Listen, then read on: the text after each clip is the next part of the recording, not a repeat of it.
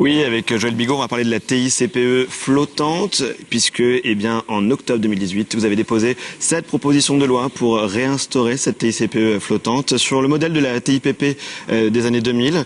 Selon vous, c'est toujours d'actualité? Ça peut être une bonne solution à la crise du carburant en ce moment?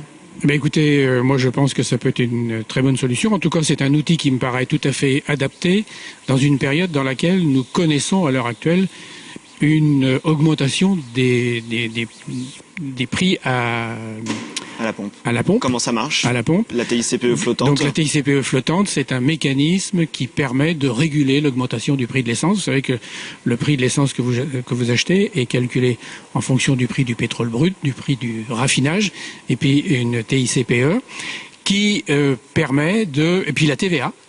C'est très important, la TVA compte pour 57% dans le prix du litre de pétrole. Et donc la TICPE flottante permet d'amortir cette augmentation des prix à la pompe. Avec la TIPP, on avait vu qu'il y avait une latence pour que cette variation se fasse correctement lorsque les prix changeaient. Comment est-ce que ce mécanisme que vous proposiez en 2018, en octobre 2018, il était plus fluide?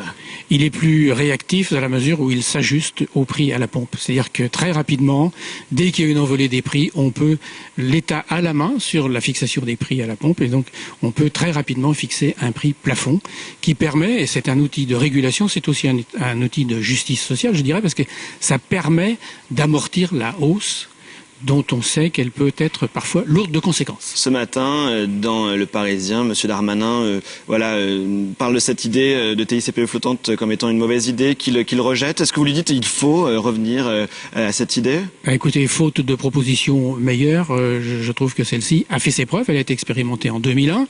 Elle a permis de contenir à l'époque les prix à la pompe. Et puis M. Darmanin devrait être un petit peu modeste. Quand on voit ce qui s'est passé l'an passé, cet hiver, avec l'augmentation des prix des produits pétroliers et de voir ce que ça a généré, je crois qu'il faut étudier toutes les propositions plutôt que de les balayer d'un revers de main. Merci beaucoup, Joël Bigot, pour cette